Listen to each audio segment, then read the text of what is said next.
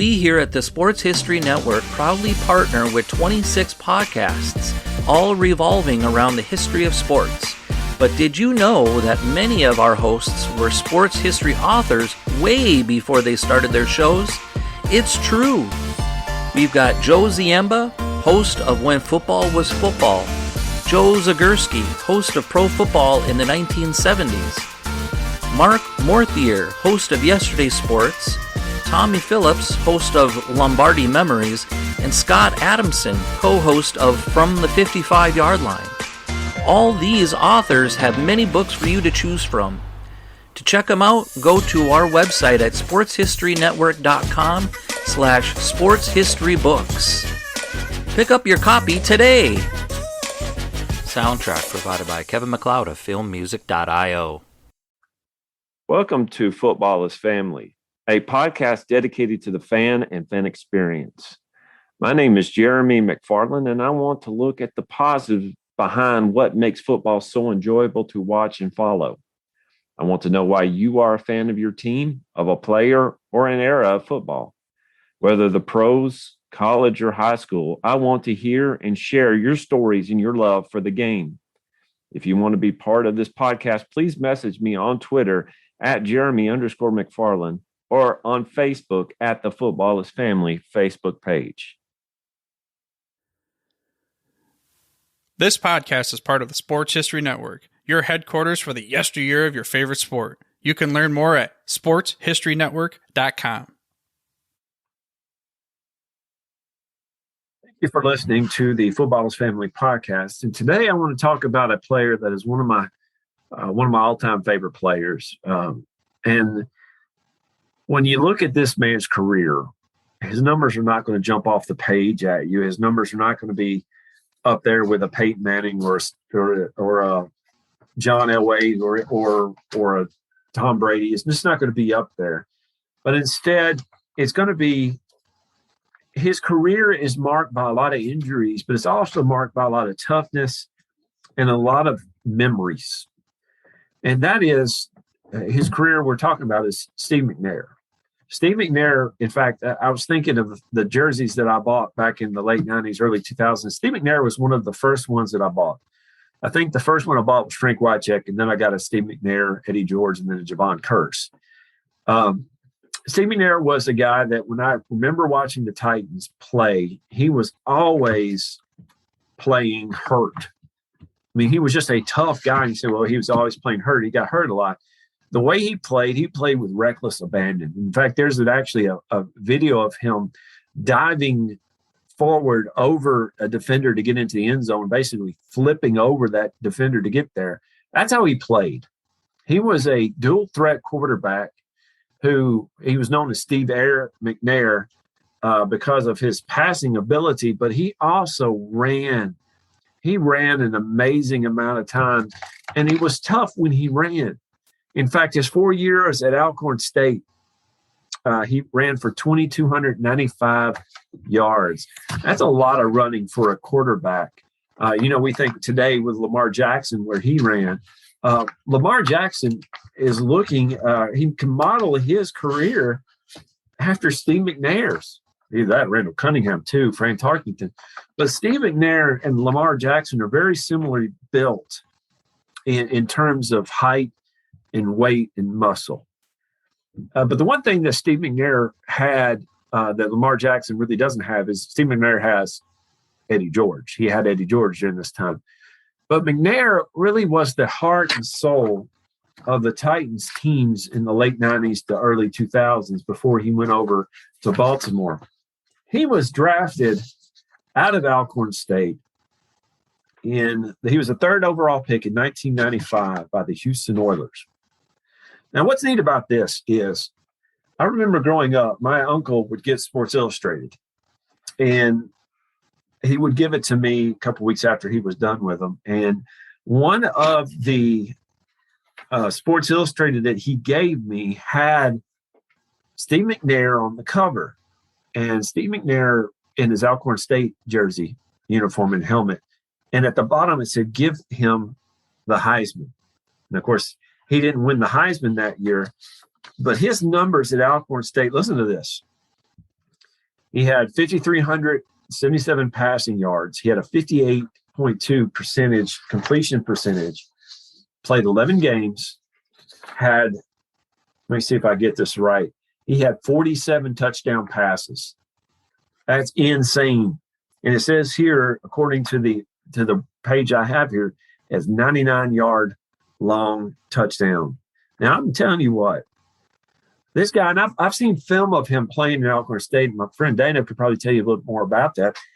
This guy was pretty much a man among boys out there. He had everything going his way. He had the ability to read defenses. He had the ability to get outside the pocket to see further down. He had the ability to throw on the run. He had the ability to run when he had to. He was smart enough to know when to take the dump off passes. He was strong enough to test the defense in the secondary. He also had the ability to know when to call audibles. Steve McNair had it all. And if I remember correctly, people were concerned about McNair because he came from a smaller school. It doesn't really matter. He had the ability. So when the Titans were picking, they had the 3rd overall pick. And they got a call from Tom Coughlin and the Jacksonville Jaguars saying, we'll offer you number 2. We know you want McNair. We'll offer you the 2nd pick. They had the pick before that, or we're going to trade it out. And Jeff Fisher and Floyd Reese said, we're not going to trade. And it said that they were sweating bullets because their owner at that point, Bud Adams, said, you take Steve McNair. So they luckily got Steve McNair. The Jacksonville got Tony Baselli, but they got a pretty good pick too. They got Steve McNair. Steve McNair, at that time, he was the highest drafted African-American quarterback in NFL history at that time. He also was signed a 7-year contract. 7-year contract. McNair really started playing. He had to sit a couple of years, but he started playing in 1997. At that point, they were moving over. Houston had moved over to Tennessee, and they were playing in Memphis. Now, this is how dumb I was. They were playing in Memphis, but they knew that their future home was in Nashville. So they would come over, the Titans or Oilers at the time would come over to Nashville, and they would sign autographs, and they would sign meet and greet people at the Dillards there at the Bellevue Mall in Nashville. And I went up there and said, I'm just going to meet some Titans or Oilers at the time, I should say. And I met Al Del Greco, which was pretty cool. But I looked across the way, and there stood Steve McNair, and he was looking at clothes. No one was bothering him.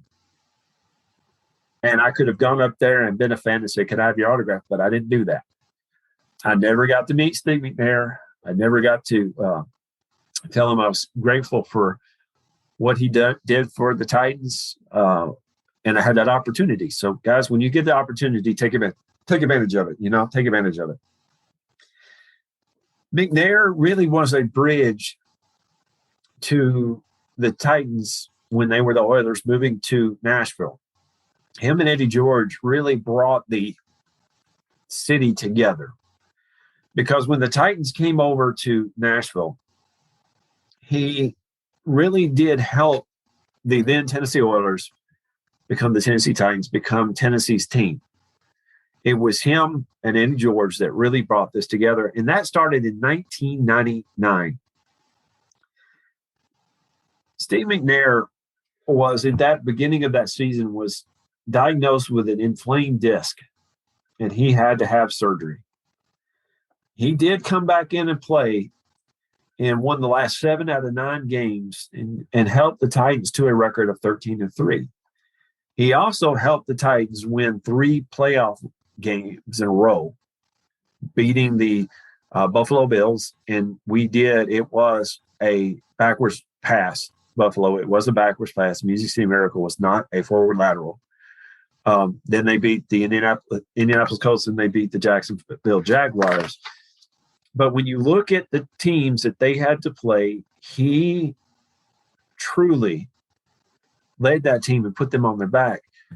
But when you look at the Super Bowl, the Titans were getting just drummed. And McNair really did take the Titans on his back and carried them. In fact, the last play, that last pass to Kevin Dyson that ended 1 yard short, if you look at McNair, he is getting bull rushed. He rolls out to the right and basically plants his leg in the ground, and it looks like his leg went up in his body because of how hard he stopped. Pulls back and throws a pass that nearly scores a touchdown. This man right here did an amazing amount of work and an amazing amount of pain that he was in. And this started from his time playing with Alcorn State all the way to his time playing with the Oilers and then with the Titans. McNair, by the way, that cover of Sports Illustrated I mentioned earlier was September 26, 1994. September 26, 1994. I wish I had that cover still. And in fact, he ended up third in the Heisman Trophy presentation at that time. The winner was Rashaan Salam, who had over 2,000 yards rushing in 1994, which I guess that deserves a win. Keep that in mind, by the way, that if Derrick Henry hits another 2,000-yard rushing season, he should win the MVP. I'm just saying. Later on, you will find that McNair does an amazing amount of passing, an amazing amount of rushing. He does some great stuff. And in 2003, Steve McNair wins MVP award alongside Peyton Manning. This is, when I was watching him play during this time in 2003, I didn't see his season as an MVP season because he didn't get the publicity. We were watching him here in Tennessee. Actually, at that time I was in Georgia. I was able to follow the Titans and watch some of their games on the internet. Actually, I was watching. They had little circles in NFL.com that when I had the landline, that it was not Wi-Fi then, it was hooked up to the phone line. Every now and then I'll see the circles move and show the pass that was being made. But McNair won the MVP alongside Peyton Manning. Listen to his numbers in 2003. 3,215 passing yards, 24 touchdowns, just 7 interceptions with a quarterback rating of 100.4. The Titans ended up with a 12.4 or 12 wins, 4 losses. And this was just something. It was a magical season for the Titans. We had Steve McNair getting the publicity he deserves. I mean, if you get an MVP alongside Peyton Manning, you're doing something right. But over time with McNair had injuries pile up on him. Not only did he have injuries pile up on him, but his lifestyle, and we see a lot of other things kind of come into his life. I don't want to talk about negativity in this podcast, but McNair didn't lead the best life. And 2006, 2007, he got in some trouble as well. In 2008, Steve McNair retires. In July 2012, McNair was named the 35th greatest quarterback in the NFL's post-merger era, according to Football Nation. McNair's number was retired by the Titans during the halftime ceremony against the Indianapolis Colts on September the 15th, 2019.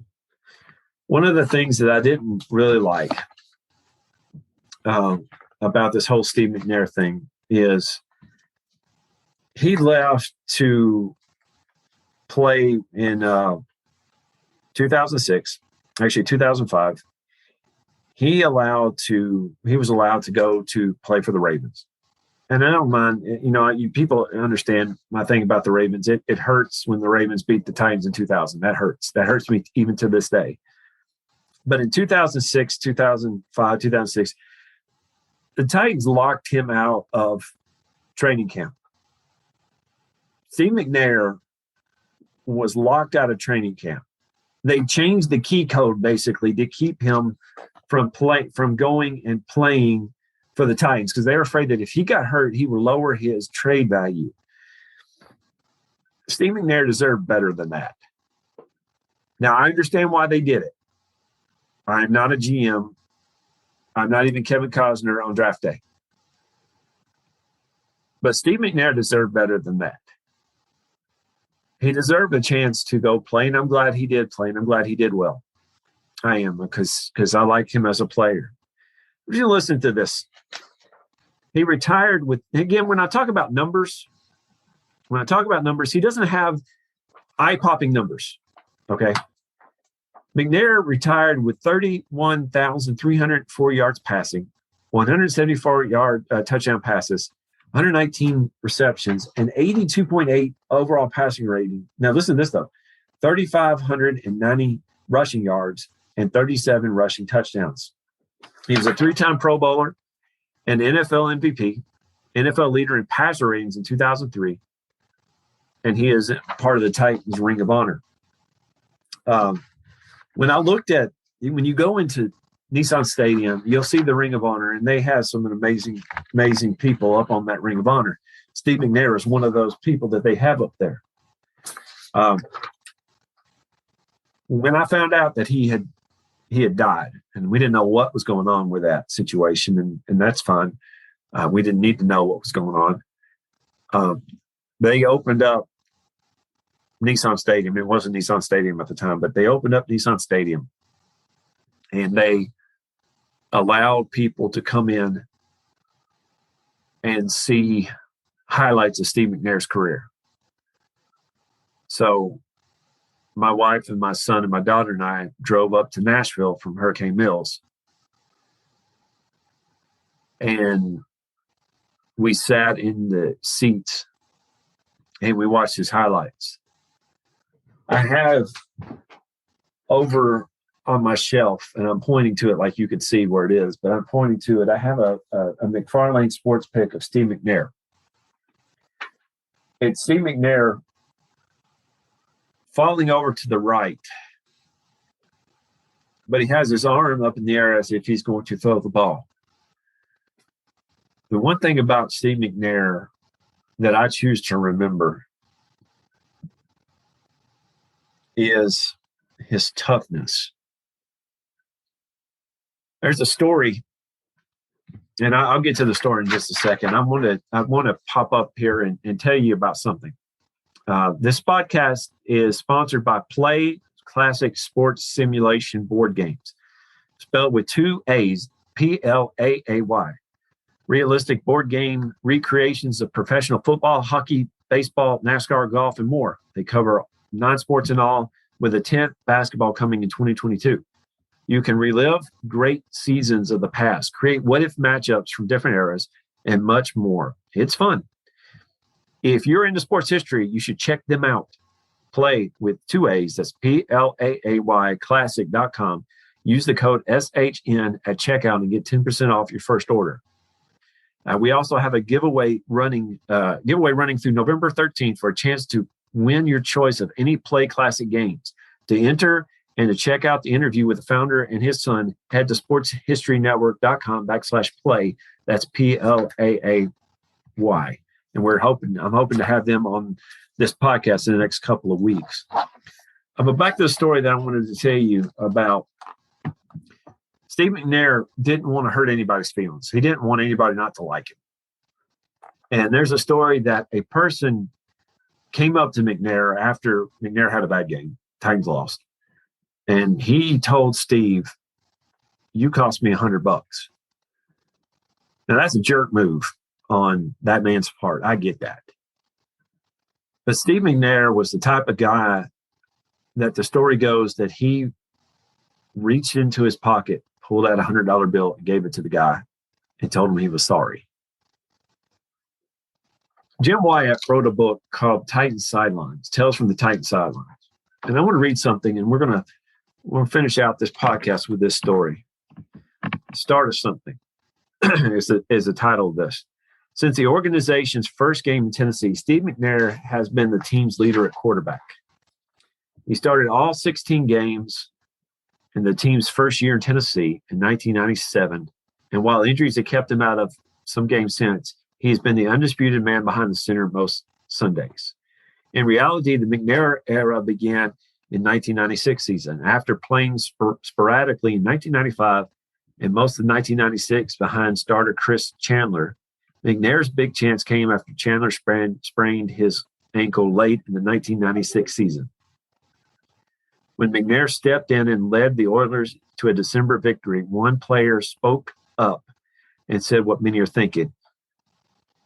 You get to a certain point sooner or later that you've got to give a guy a chance to do what you drafted him to do, said Mark Spinskowski, said of McNair, the team's first round draft pick in 1995. I don't see why he shouldn't start. I think he played well every time we played. Stepnewski, comments came a day after McNair led a team to the 35-10 victory over the Jets. It only helped fuel the fire of a growing controversy about the team's starting quarterback should be. Coach Jeff Fisher was in a spot. McNair was inching to start, while Chandler, even with a bum ankle, wasn't ready to hand over the starting spot. Chandler became more irritable just thinking about the possibility. Most players kept quiet. Now listen to this.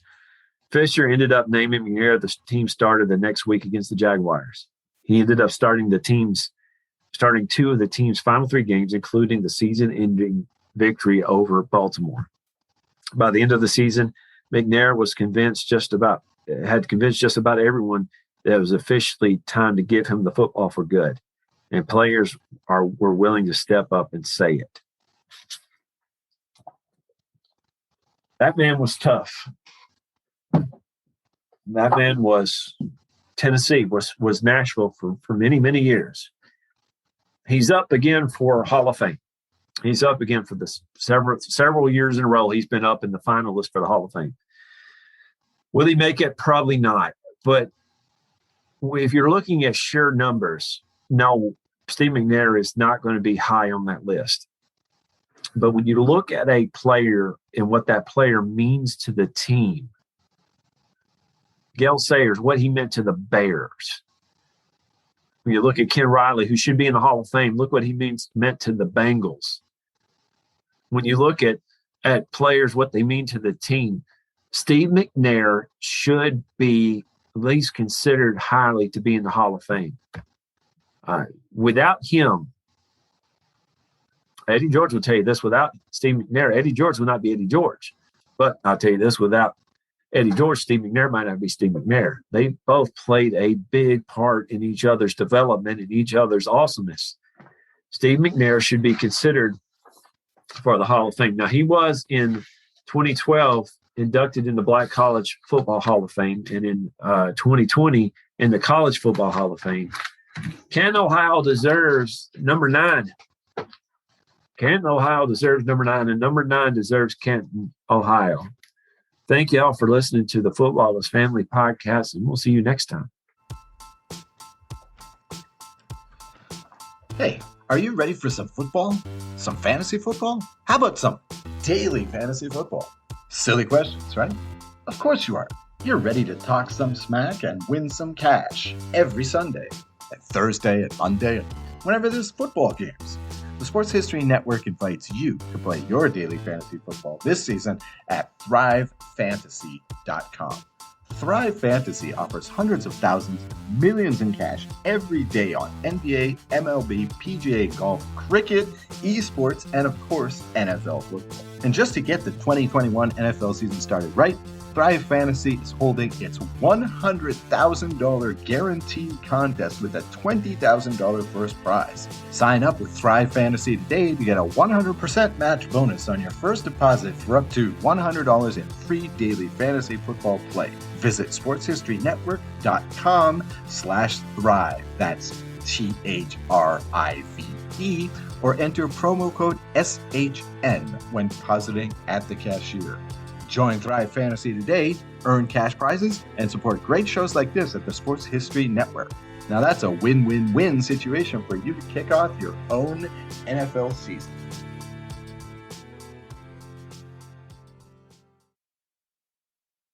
At the Sports History Network, we're all about sports yesteryear, and so we're so pleased to introduce you to Row One, an online memorabilia gallery and shop that brings your sports history to life anywhere. The Row One gallery includes over 5,200 gorgeously reproduced prints of team posters, game program covers, game tickets, advertisements, and more in baseball, pro and college football, pro and college basketball, and more. And any gallery item may be printed in a variety of sizes on wood, metal, canvas, acrylic, or poster paper. And in Row One shop, check out the thousands more of unique items with the retro and historical designs dating back to 1876, including t-shirts, long sleeve shirts, phone cases, mugs, blankets, pillows, towels, and even shower curtains. Go to sportshistorynetwork.com, ROW1, for access to the full Row One catalog and for gallery prints and gift items, plus get a 15% discount off all prints on the Row One Pictorium Gallery with coupon code SHN15. Follow the link on the show notes. At the Sports History Network, we're all about sports yesteryear, and so we're so pleased to introduce you to Row One, an online memorabilia gallery and shop that brings your sports history to life anywhere. The Row One gallery includes over 5,200 gorgeously reproduced prints of team posters, game program covers, game tickets, advertisements, and more in baseball, pro and college football, pro and college basketball, and more. And any gallery item may be printed in a variety of sizes on wood, metal, canvas, acrylic, or poster paper. And in Row One shop, check out the thousands more of unique items with the retro and historical designs dating back to 1876, including t-shirts, long sleeve shirts, phone cases, mugs, blankets, pillows, towels, and even shower curtains. Go to sportshistorynetwork.com, ROW1, for access to the full Row One catalog and for gallery prints and gift items, plus get a 15% discount off all prints on the Row One Pictorium Gallery with coupon code SHN15. Follow the link on the show notes.